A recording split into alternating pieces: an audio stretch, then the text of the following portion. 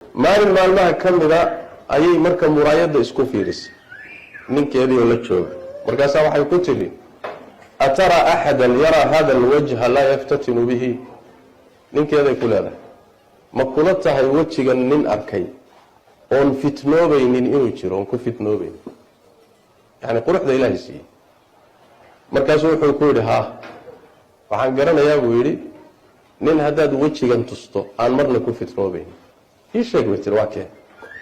Ubayd ibn Umayr in la yiraahdo waa nin sheekh oo caabid ah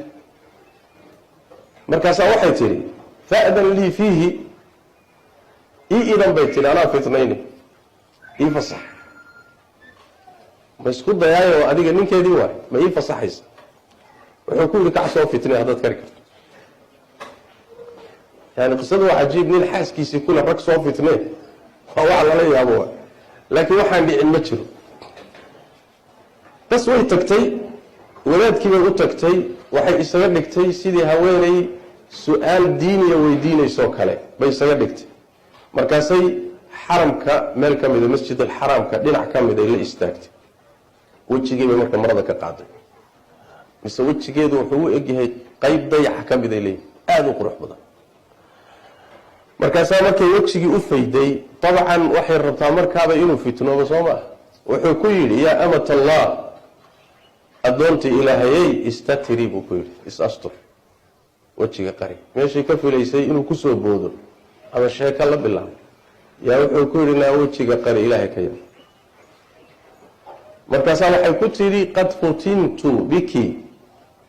futintu bika fanzur fi amri warniya waan kugu fitnoobay oo waa lay ka raaciyay bal arintayda dib u fuuri bay ku tiri bal ka baaraan dag durbaha soo boodin islaam fitnaysan kugu fitnaysan baan ahay bal arinta dib u fiiri bay ku tiri markaas wuxuu ku yiri waxaan ku su'aalaan ku weydiinayaa runta haddaad iiga sheegto su'aashan ku weydiiyaba arintaada dib baan ka fiirin buuri codsigaaga waa tixgelin bal waan fiirin laakiin su'aashan ku weydiiyaba runta iiga sheeg waa yahay bay tiri wax kasta runta ka sheeg wuxuu ku yiri haddii malakul mawd maanta ku yimaado naftaada inuu qaadana uu rabo asagoo malakul naftiiba laga qaadaro malakul mawdna soo xaadiray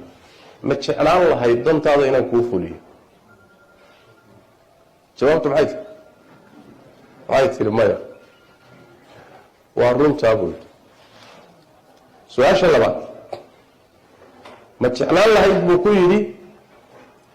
haddii qabriga lagu geliyo oo lagu soo fariisiyo interview iyo imtixaankiina kugu bilowdo ma jeclaan lahayd marxalada iyada ah waxaad iga rabto inaan kuu sameeyo ma jeclaan lahayd maya bay tiri waa runtaa buu yiri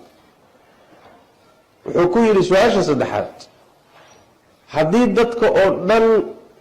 diiwaankooda la wada siiyo adigana kaagii aan weli lagu siinin midig in laga siin doono iyo bidix in laga siin doonana aadan weli garanaynin meel lagu marin doono marxalada iyada ma jeclaan lahay inaan dantaada ku oofiyo xumaan kugu sameeyo maya bay tiri waa runtaa buu siraadka jahannamo korkeeda markii la marayo buu oodan ogeyn ma badbaadi doontaa mise jahannamaad ku dhici doontaa halka markaad marayso ma jeclaan lahayd in xumaanta aad samayso dantaada ku dhameeyo maya bay tiri waa runtaa buu markii aakhira inta la tago ilaahay la hortago la isxisaabinayo oo dadka acmaashoodii miisaanada la saarayo adigina meesha aad taagan tahay camalkaaga miyaa ka xun miyaa xoogaysan doona mise midka wanaagsan aadan garanaynin marxalada iyada ma jeclaan lahayd inaan dantaada kuu fuliyo maya bay tiri wuxuu yidhi waa runtaa fattaqi illaha ya amat allah faqad ancama allahu calayka wa axsana ilayka buu ku yidhi addoonta ilaahay ka baq ilaahayga quruxdan ku siiyey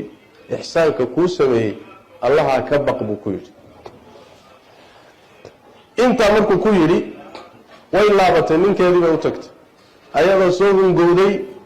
oo waxay rabtay soo weyday bay soo noqotay markaasaa wuxuu ku yidhi maa sanacti ina maxaad samaysay walwaran maanta wixii aad u kacday ma soo heshay markaasaa waxay ku tiri anta battaal wa naxnu battaaluun waad ciyaaraysaa bay tiri annaguna waan ciyaaraynaa bay tiri waad kafto ciyaaraysaa bay tiri meesha waxaan ugu tagnay waxaan ugu tegay wax caadi uma ahayn adiga aniga ciyaar baan ku jirnaa gabadhii noocaa ahayd fa aqbalat cala asalaati waasawmi waalcibaada maalinkii baa ilaahay qalbigeeda rucbi ku riday salaadii iyo soonkii cibaadadii markaa ay isu taagtay ayay ku tagtay ninkii isaga ahaa ee haweenta qabay ayaa marka wuxuu dhihi jiray maalii walixubayd ibni cumayr afsada calaya imra'atii kaanat lii fii kulli laylatin caruusan fasayarahaa raahibatan bud waa ninkii cubayd ahay aniga maxaana kala gaadhay buu dhihi jiray islaantaydii waa habeen kasta aroos ii ahayd oo isukay diyaarin jirtay ayuu intuu bedelay buu suufiyad ka dhigay buu suufiyad